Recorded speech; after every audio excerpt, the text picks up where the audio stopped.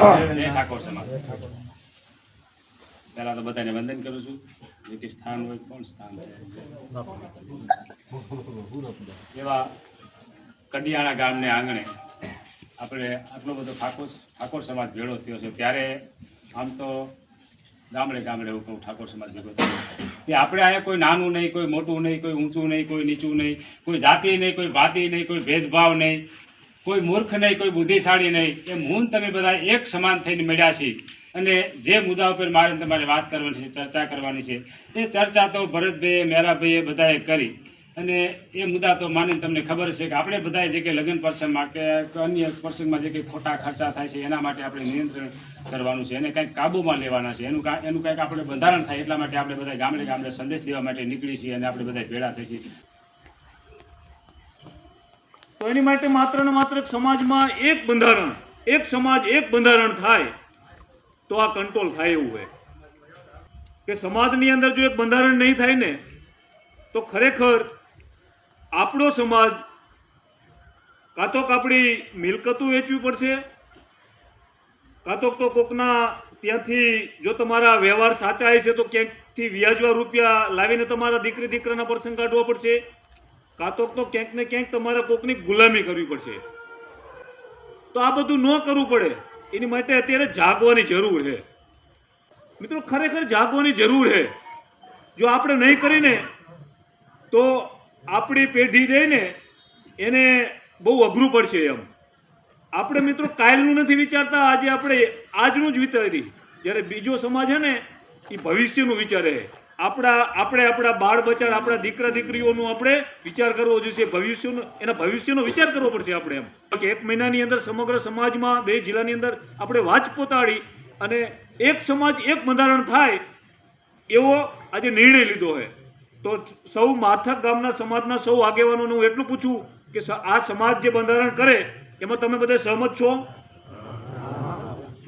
મિત્રો ખરેખર આ બંધારણનું અમલવારી થાય અને એ આપણી માટે બહુ ફાયદાકારક છે.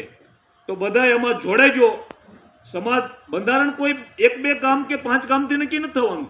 બંધારણ સમગ્ર 2 જિલ્લાના સમાજના આગેવાનો ભેગા મળીને બંધારણ કરવાના છે અને એનું આપણે પાલન કરવાનું છે.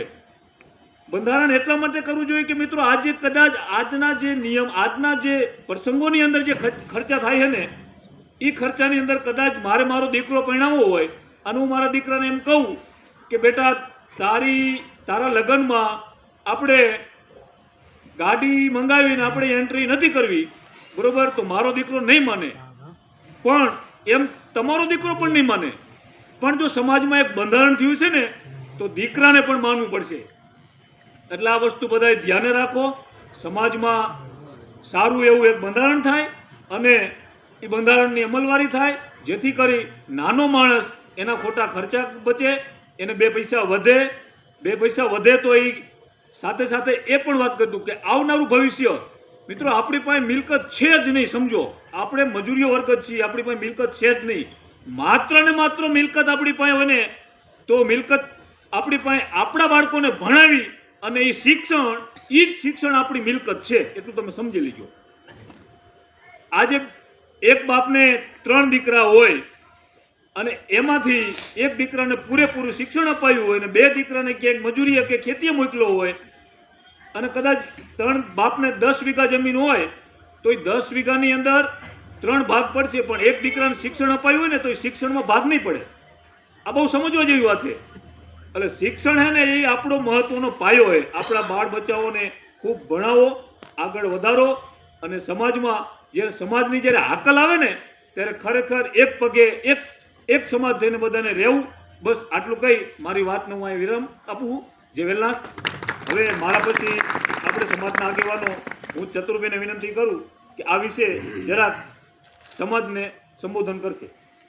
આજે કડિયાણા મુકામે તમને જે બંધારણની વાત કરવા આવ્યા છે એ બંધારણની વાત કરવા જ નહીં, પણ બંધારણમાં કેવા સુધારા અને સૂચનો દેવા એ પણ તમારે અમને આપવાના છે. દરેક ગામમાં મીટિંગ થઈ ગયા બાદ તાલુકા લેવલની એક જનરલ મીટિંગ થશે. એમાં આખા તાલુકાના બધા લોકોને બોલાવવામાં આવશે. અને હું તો ખાસ હવે મીટિંગમાં સાંભળેલું એટલે આજે મને યાદ આવી ગયું. મેરાભાઈ વાત કરતા હતા બધે કે આપણે બંધારણ બનાવી, ગેનીબેને બંધારણ બનાવ્યું ને આ બધું કર્યું. એવી રીતે જો એક બેન ઉઠીને બંધારણ બનાવે તો આપણી ફરજ એ છે કે આપણે બંધારણની જ્યારે મીટિંગ હોય ને તો આપણા ઘરેથી આપણા ઘરના બેન જેને હોય ને લઈને આવો. કેમ કે સાચું બંધારણનું પાલન ત્યારે જ થશે જો એ બધા આપણા ભેગા હશે. આપણે 5 જણા જઈને વાતું કરશી, ઓટલે બેસી ચર્ચા કરી અને બંધારણની વાતો મોટી મોટી કરશી અને બંધારણનો અમલ નહીં થાય તો કાલ સમાજ આપણા ઉપર હસશે. એટલે મિત્રો આપણે આપણા ઘરથી શરૂઆત કરવી.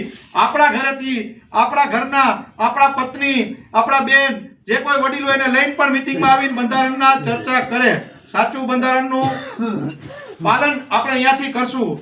અને આ બંધારણની વાત જે મેરાભાઈ લઈને આવ્યા છે તો હાલ આપણે એ પરિસ્થિતિમાં પહોંચ્યા છીએ કે જ્યારે દુનિયા મંગળ ઉપર જઈ રહી છે, ચંદ્ર ઉપર જઈ રહી છે, આપણા દેશના મોટા મોટા મહાનગરોની અંદર હરણફાળ ભરી રહી છે, ત્યારે આપણે એક સામાજિક પરિસ્થિતિના રીતે પથારીમાંથી જાગવાની વાત કરી રહ્યા છીએ.